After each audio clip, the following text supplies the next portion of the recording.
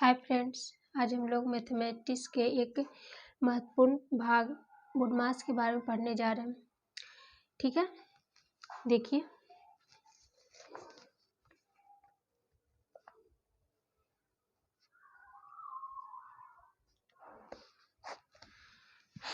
इसको आगे पढ़ने से पहले मैं आप लोग को इसकी उपयोगिता के बारे में बता देती हूँ और इसके अर्थ के बारे में। ठीक है, तो सरलीकरण की जो सिंप्लीफिकेशन की जो प्रक्रिया होती है उसको ज्ञात करने के लिए, सॉल्व करने के लिए हम लोग को बुडमास के नियम का उपयोग करना होता है। ठीक है, क्योंकि अगर सरलीकरण की प्रक्रिया में बुडमास की प्रक्रिया को ना अपनाया जाए तो उसके हल करने में परेशानियां होती हैं और उसके मान सही ज्ञात होना मुश्किल हो जाता है। ठीक है, तो इसीलिए हम लोग बुडमास की प्रक्रिया का उपयोग करते हैं मैथमेटिक्स सरलीकरण को सॉल्व करने के लिए। तो ये तो सबसे पहले इसकी उपयोगिता के बारे में जान गए। अब इसकी अर्थ को समझते हैं। बुडमास का मतलब क्या होता है? बुडमास का मतलब होता है विभिन्न प्रक्रियाओं का समूह, विभिन्न मैथमेटिक्स गणितीय संक्रियाओं का समूह को क्या बोलते हैं? बुडमास बोलते हैं। अब इसके अर्थ को भी समझ गए। अब इसका देखते हैं कि इसका बुडमास का फुल फॉर्म क्या होता है, इससे यह स्पष्ट हो जाएगा। ठीक है,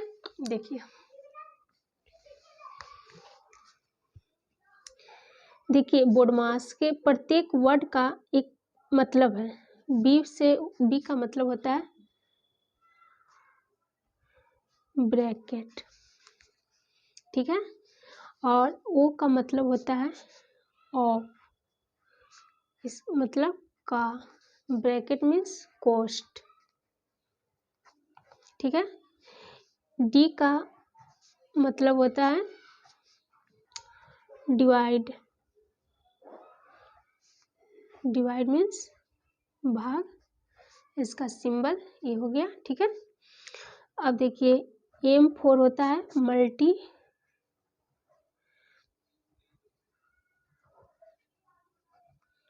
मल्टीप्लाई मीन्स गुना। ठीक है, आगे देखते हैं ए का मतलब होता है एडिशन, एडिशन मीन्स जोड़।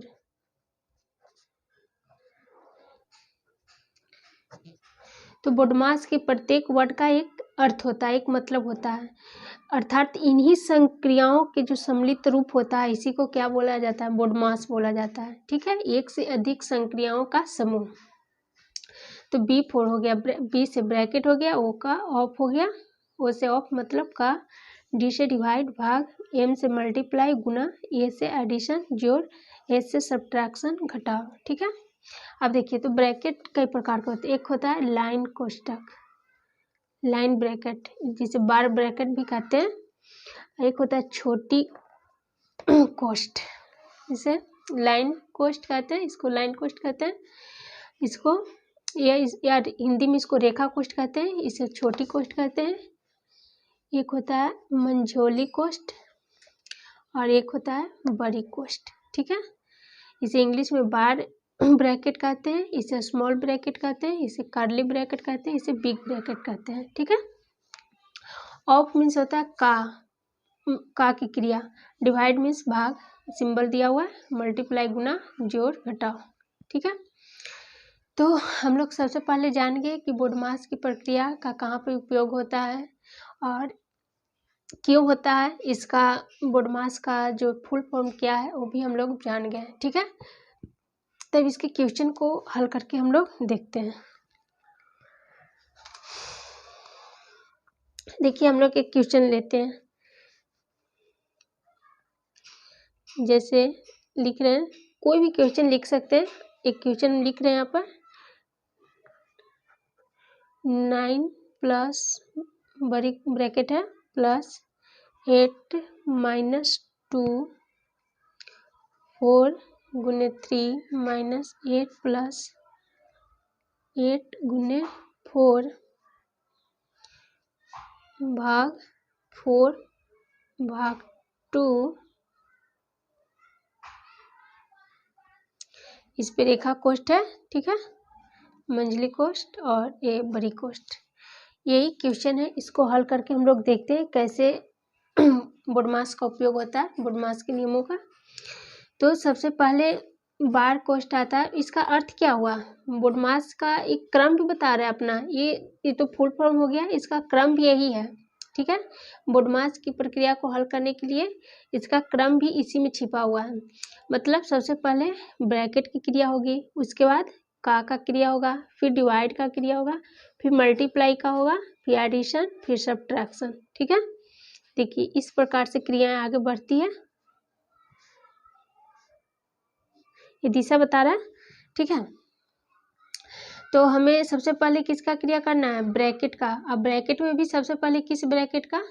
रेखा जो लाइन ब्रैकेट है उसका, फिर छोटी ब्रैकेट का, फिर मंझोली, फिर सबसे लास्ट में बड़ी कोष्ठ का क्रिया करना है, ठीक है।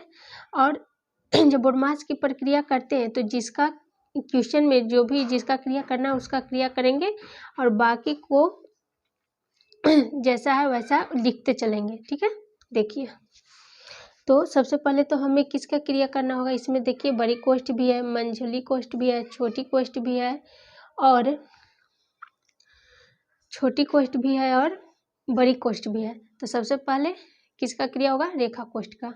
तो बाकी सबको जैसा है वैसा लिख देंगे। 4 + 8 - 2, 4 × 3 - 8 + 4 भाग, सबसे पहले तो भाग इसके अंदर क्या क्रिया? भाग का, तो 2 में से 2 में भाग दिए, 2, रेखा कोष्ठ खत्म हो गया, ठीक है। अब देखिए अब आगे रेखा कोष्ठ की क्रिया हो गया, तब किसका क्रिया होगा? छोटी कोष्ठ का। तो बाकी को सबको जैसा है वैसे लिखेंगे। क्वेश्चन को आ रही है ना समझ में? -8 प्लस, अब देखिए छोटी कोष्ठ की क्रिया, छोटी कोष्ठ की क्रिया में देखिए गुना है और भाग है, दोनों है, ठीक है। तो पहले तो हम छोटी कोष्ठ की क्रिया, इसके अंदर का ही क्रिया कर रहे हैं, लेकिन इसके अंदर भी दो चिन्ह है, एक गुना का है एक भाग का है। तो पहले किसका क्रिया होगा? काके क्रिया थी, जो बोडमास का जो नियम होता है इसका नियम ही होता है काके क्रिया पीछे भाग, पहले काके क्रिया पीछे भाग, गुना करो तब जोड़ घटाओ, ठीक है। तो इसी पर तो मतलब सबसे पहले अगर का है क्वेश्चन में, का चिन्ह है, तो पहले का क्रिया होगा। का मतलब गुना ही होता है, उसको का को गुना में चेंज करके हल करते हैं, ठीक है। और उसके बाद भाग का, तब गुना का, तब जोड़ का, तब घटाव का होता क्रिया होता है, ठीक है। अगर ब्रैकेट है तो ब्रैकेट में सबसे पहले रेखा ब्रैकेट की क्रिया होगी, फिर छोटी को ब्रैकेट की होगी, फिर मंझोली की होगी, फिर बड़ी की होगी। लेकिन जब ये सब जो संक्रियाएं हैं इसमें सबसे पहले किसका होगा? का होगा, तब भाग का होगा, गुना का होगा, जोड़ का होगा, लास्ट में घटाव का होगा, ठीक है। तो देखिए तो सबसे पहले यहाँ गुना और भाग दोनों, तो पहले किसका क्रिया करेंगे? भाग का। तो देखिए 2, 4 से 2 में भाग दीजिए तो कितना आ जाएगा? 2।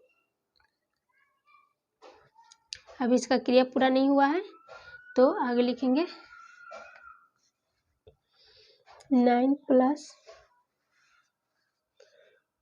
4 + 8 - 2। अभी छोटी कोष्ठ की क्रिया पूरी नहीं हुई है, इसलिए अभी मंझली कोष्ठ की क्रिया नहीं होगी, ठीक है। अभी देखिए 8 दूनी 16, अब इसका क्रिया समाप्त हो गया। अब मंझली कोष्ठ और बड़ी कोष्ठ बचा है, तो सबसे पहले मंझली कोष्ठ की क्रिया करते हैं। देखिए तो 4 + 8 - 2, इसका देखिए मंझली कोष्ठ में क्या क्या है? गुना है, घटाव है, जोड़ है। तो सबसे पहले किसका क्रिया होगा?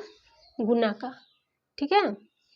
तो गुना का क्रिया करेंगे तो 4 × 12, बाकी ये सबको लिखेंगे जैसे वैसे। अब देखिए 9 + 4 + 8 - 2, और ये देखिए अब जोड़ और घटाव है, तो पहले जोड़ की क्रिया कर लेंगे, उसके बाद घटाव की। तो जोड़ की क्रिया किसके किसके बीच होगा? ये दोनों के बीच। तो 12, 16, 12 कितना हो जाएगा? 6, 2, 8, 28 हो जाएगा, ठीक है। -8, अभी क्रिया पूरा नहीं हुआ है तो अभी कोष्ठ रहेगा। जिस कोष्ठ की क्रिया पूरी हो जाएगी वो कोष्ठ को हटा देंगे। अब देखिए अब हो गया 9 + 4 + 8 - 2, अब देखिए 28 में से 8 चला जाएगा तो कितना बचेगा 20।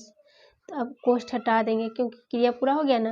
और जब कोष्ठ हटता है ना तो इसके अगर कोष्ठ हटा वहाँ पर अगर कोई संख्या है तो वहाँ पर अगर कोई चिन्ह नहीं है उस संख्या के साथ तो कोष्ठ हटता है तो गुना का चिन्ह हो जाता है। ठीक है, कितना हो जाएगा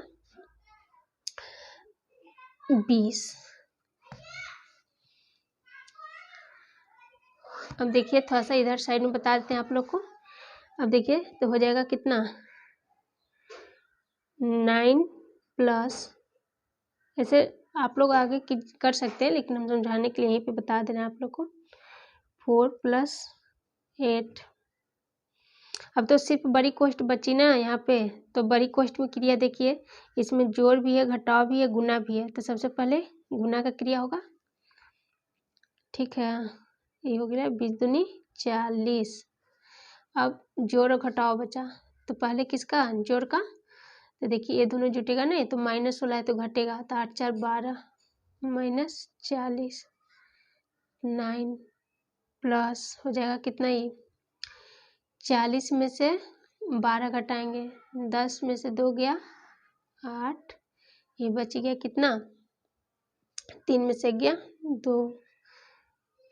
देखिए ये कोष्ठ में भी रखिए 9। अब क्या बोले हैं कि अगर कोष्ठ हटता है तो गुना की क्रिया होता है, तो यहाँ पे तो अंक तो कोई है ही नहीं तो चिन्ह के साथ ही होगा। तो प्लस माइनस क्या हो जाता है, माइनस होता है।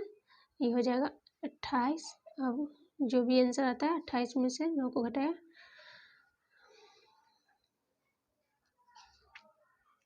19, यही आंसर हो गया। तो बोडमास की जो पूरी प्रक्रिया है सब समझ में आई आप लोग को। ठीक है, तो सबसे पहले इतना बड़ा क्वेश्चन था, इसको हल करने में अब पता नहीं चलता पहले किसका क्रिया करें किसका नहीं क्रिया करें, अगर इसका नियम बना बोडमास का नियम नहीं होता तो। लेकिन बोडमास के नियम के अनुसार जैसे जैसे हम लोग आगे बढ़ते गए तो इसका सिंप्लीफिकेशन होते गया, लास्ट में इसका आंसर आ गया। ठीक है, तो यहाँ पर सबसे पहले हम लोग किए रेखा कोष्ठ की क्रिया। रेखा कोष्ठ के अंदर जो भी है ऊपर क्रिया करेंगे, भाग का है तो भाग का जिस कोष्ठ का क्रिया हो जाएगा उस कोष्ठ को हटा देंगे। ठीक है, अब उसके बाद रेखा कोष्ठ के बाद मंझली कोष्ठ का क्रिया किए, नहीं सॉरी छोटी कोष्ठ का क्रिया किए। उसके बाद छोटी कोष्ठ की क्रिया पूरी हो गई, उसके बाद मंझली कोष्ठ की क्रिया किए और फिर मंझली कोष्ठ की क्रिया पूरी हो गई तो बड़ी कोष्ठ की क्रिया किए हैं। ठीक है, आप लोग को समझ में आया होगा। अब देखिए ये तो ब्रैकेट वाली बता दी, आप लोग को बिना ब्रैकेट वाली सिर्फ संक्रियाओं वाला दिखाते हैं। देखिए जैसे कोई भी समझने के लिए क्वेश्चन आप लोग को बताते हैं, जैसे है कि 8 का 4 भागा 4 प्लस 8 गुने 4 माइनस 4।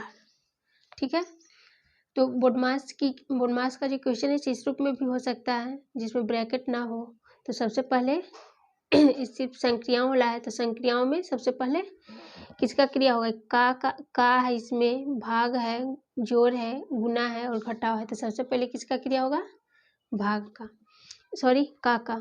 तो का मतलब क्या होता है, गुना। का को क्रिया सबसे पहले करेंगे तो का मतलब होता है गुना, का को गुना में बदल देंगे। बाकी जो है उसी प्रकार जैसे क्योंकि जिसका क्रिया हो रहा है वो हो रहा है, और बाकी को जैसा है वैसा उतारते चलेंगे आगे की ओर। ठीक है, अब देखिए तो पहले इसका क्रिया करें ना, 8 का 32 का क्रिया अब हो गया। तो अगला बार अब किसका क्रिया करेंगे हम लोग, का के बाद है का के क्रिया पीछे भाग, उसके बाद भाग का ना। तो भाग का क्रिया देखिए, तो भाग का क्रिया 32 और 4 के बीच होगा ना। तो 4 8 32 प्लस 8 गुने 4 माइनस 4। अब इसके बाद किसका क्रिया होगा, प्लस है, गुना है, घटाव है। तो पहले गुना का करेंगे ना, तो 8 का 32 माइनस 4। अब जोड़ घटाव है तो पहले जोड़ का क्रिया होगा। तो 32 और 8 कितना हो जाएगा 40 माइनस 4 बराबर 4, यही आंसर हो गया। देखिए तो बोडमास की क्रिया एकदम सिंपली ढंग से आप लोग को समझ में आया है। ठीक है,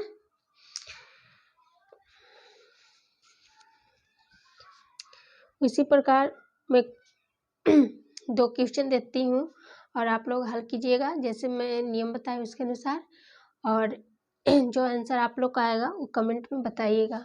ठीक है, देखिए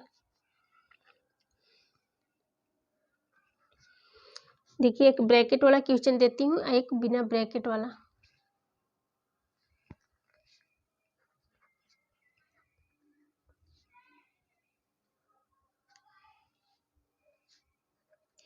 आठ गुने 4 माइनस 7 प्लस 4 गुने 2 गुने 6 माइनस 2।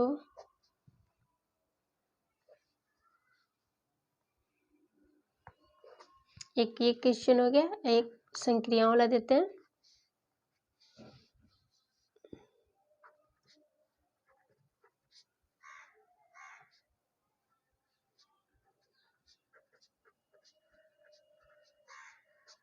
ठीक है, और अगर ये सीरियली ढंग से बोडमास वाली प्रक्रिया नहीं दी हुई रहती है क्वेश्चन में, तो पहले उसको सीरियली ढंग से लिख लेते हैं कि पहले क्या होगा, उसके बाद क्या होगा, उसके बाद क्या होगा। ठीक है, उसके बाद उसका हल करते हैं। तो आप लोग ये दोनों क्वेश्चन को हल कीजिएगा नियम को समझने के बाद, और हल करके जो आंसर होगा कमेंट कीजिएगा। देखती हूँ किन किन लोगों को समझ में आया है। धन्यवाद।